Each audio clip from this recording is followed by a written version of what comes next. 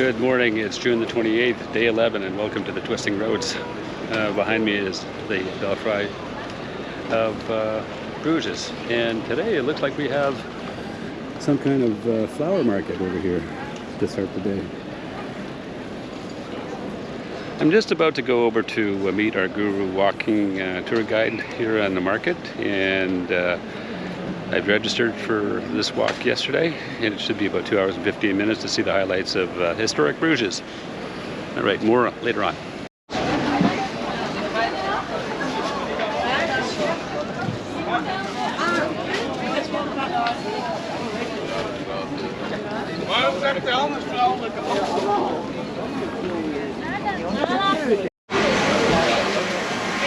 All these roasted chickens.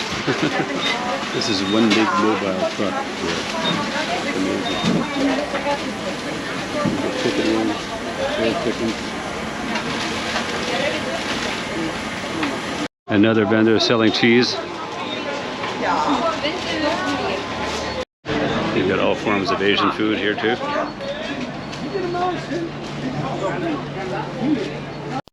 An entire fruit market. This is how Europeans shop, you know, one large community buying individual ingredients from each vendor. There's a sense of community here. You don't find that at Walmart. This is our guru walking tour, I think, and you're supposed to look out for a yellow umbrella. Anyway. So I'm standing outside of the belfry in Bruges. It was declared a World Heritage Site in 1999. Originally constructed in 1240, it had to be reconstructed 3 times, once due to fire in 1280. There are 366 steps up the tower. And there were 47 bells played by kettles, a percussion instrument played by keyboard. And basically it plays a different tune every hour. Sometimes it actually plays, it's a long, long way to Tipperary. We'll have to see at the top of the hour.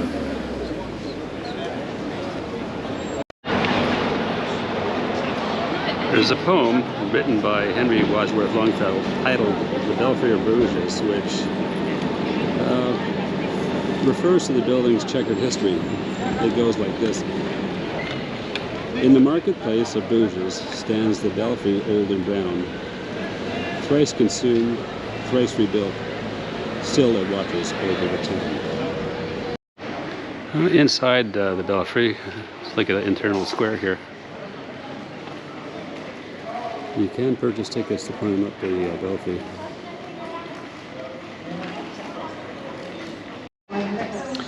See these black lines over here that actually were installed to reinforce both sides of the wall, so it prevents the wall from tipping over.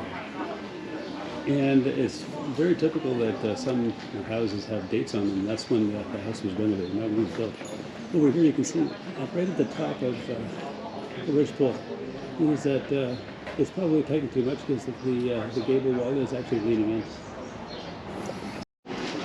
So this is St. John's Hospital, the oldest in Bruges, and it wasn't a facility for the sick.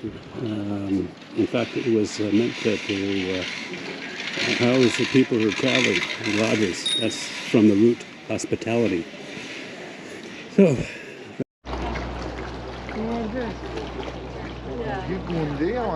I understand that back in the 18th century, they had people basically dumping all their sewage and waste products into this canal. Rich people who lived next to the canal had pipes leading right to the canal. But other people who lived away from the canal, who were less fortunate, had to collect all their sewage, and only during certain times of the day they ended up were allowed to dump it onto the streets. They would open up their window and they would yell down below to warn people that the raw sewage is being dumped. But occasionally, when people were drunk and they heard someone yelling down, they would look up. And of course, what happened is the obvious.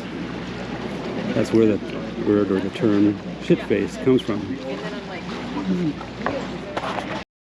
It's just been told that swans facing away from each other is a sign of a bordello. And just above this door in the blue, they're not really swans. They look like ampersand or a musical treble sign. But this would be a bordello. So this is Gruthus. The family Gruth was one of the richest families in Belgium, and they were in the brewery business. The house has been sold many times, but just recently it's actually been purchased by the city of Bruges. In front of me is the Church of Our Lady. It was built between the 13th and 15th centuries. The tower reaches a height of 115 meters, and it's the tallest structure in the city. It's Gothic architecture with flying buttresses.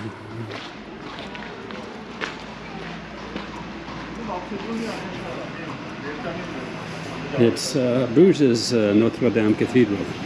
This is the bridge of Saint Bonifacius, a saint that was ordained by some time ago. He had the habit of basically baptizing a lot of Protestants, and eventually he was caught. He was baptizing a lot of Dutch people, and eventually he was caught and beheaded, and so as a result he was canonized. There is a legend here about the bridge, actually two. One is that it's a bridge of love, and the legend goes is that if once you cross it, after crossing it, the first person you see you'll marry. The second one is that all these capstones on top over here, the gravestones turned upside down. Bruges had to relocate all the bodies in the cemeteries outside of Bruges because of disease, but they didn't know what to do with the gravestones, so they used them as capstones over here and turned them upside down. So it could resemble the Bridge of Love or the Bridge of Death, depending on what you prefer. So let's cross over the bridge and see, in fact, whether the legend goes. I'm married, by the way. So I cross the bridge.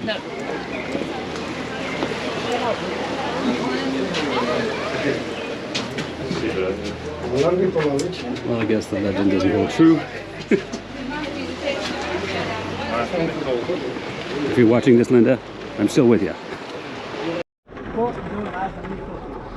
This is part of the canal system there around the old city of Bruges. People like to refer to this as the Venice of Belgium. It's quite beautiful, actually.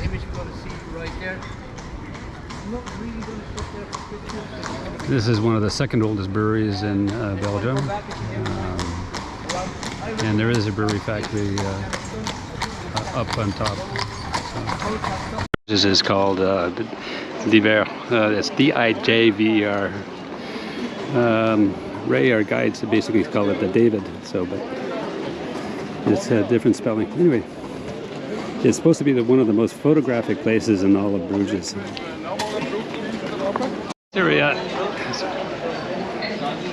This area used to be an old tannery, and in order to remove the hair and make the leather more pliable, they needed natural ammonia, which they got from urine.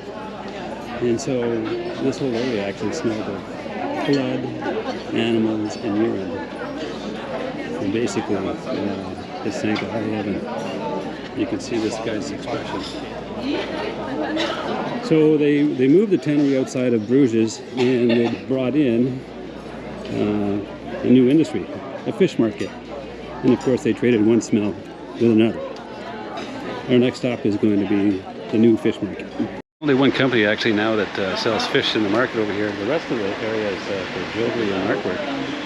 Anyways, it looks like they're closing up. They're just washing things down. They have a 30-minute tour. I think it's less than 10 euros to get on board one of these boats. Anyways, it looks pretty crowded. So I'm inside the Half Moon Brewery. It's the oldest brewery in Bruges.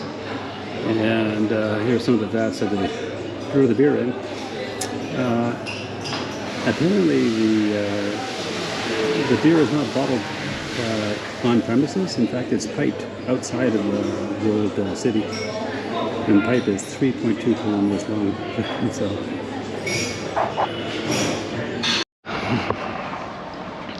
top of the roof of the brewery there, the Half Moon Brewery.